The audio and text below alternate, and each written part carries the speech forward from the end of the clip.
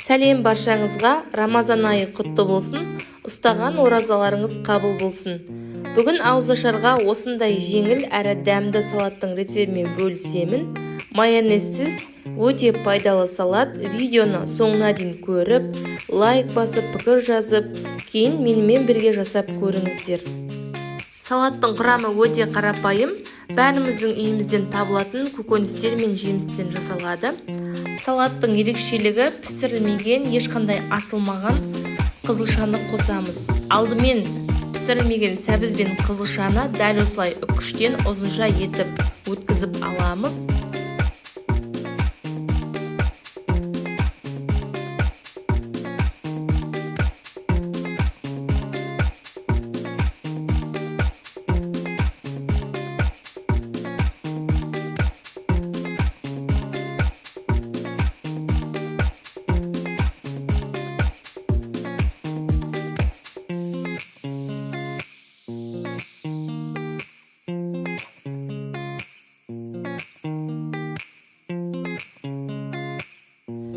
Енді алманы да дәл осылай үккіштен ұзынша етіп өткізіп аламыз.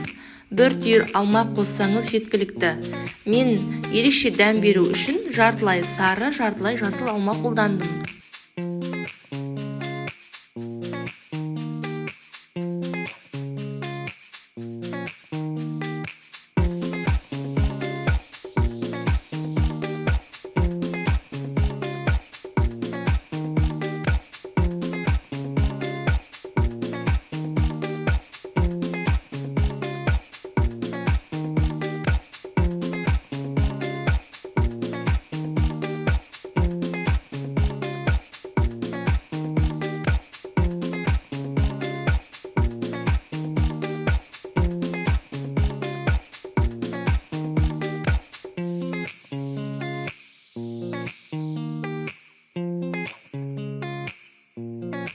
Ендігі кезекте капустаны ұзынша әрі жіңішке етіп турап салатымызға қосамыз.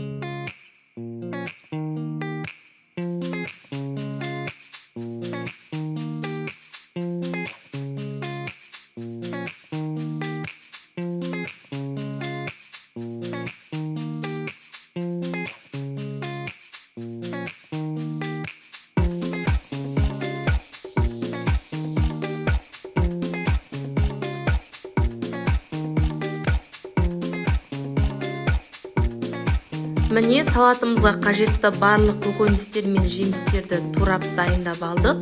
Ендігі кезекте салаттың соусын дайындаймыз. Салаттың соусына 2 ас қасық зәйтүн майы және 1 ас қасық табиғи бал және лимон шырынынан 2 ас қасық қосып, жақсылап араластырып, тәтті соус дайындаймыз. Дүкендерде кисло-сладкий соус деп аталатын соусты қосуға болады. Дәмі осындай болып шығады. Мен үй жағдайында үйден дайындап қостым.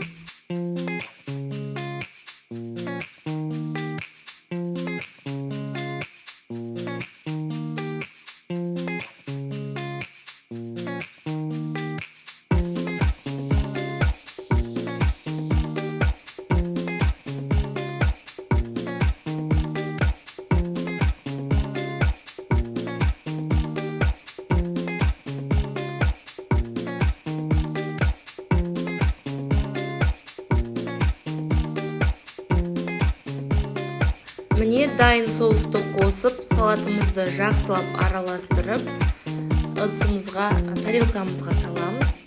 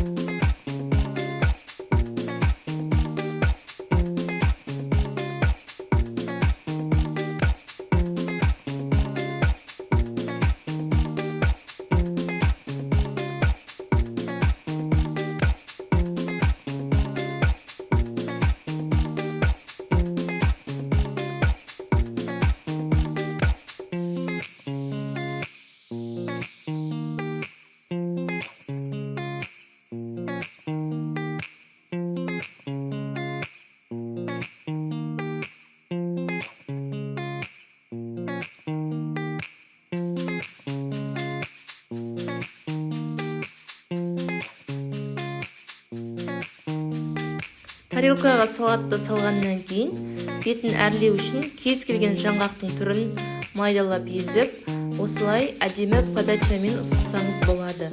Бұл әрі түрі де әдемі көрінеді, әрі құрамы өте пайдалы заттардан жасалған, қан аздық кезінде және ораза кезінде өте пайдалы салаттардың бірі. Өзіме қатты ұнады. Келесі кезекте қандай рецепттер шығарғанымды қалайсыздар? Пікірге жазып кетіңіздер. Сіздердің пікірлеріңізді күтемін.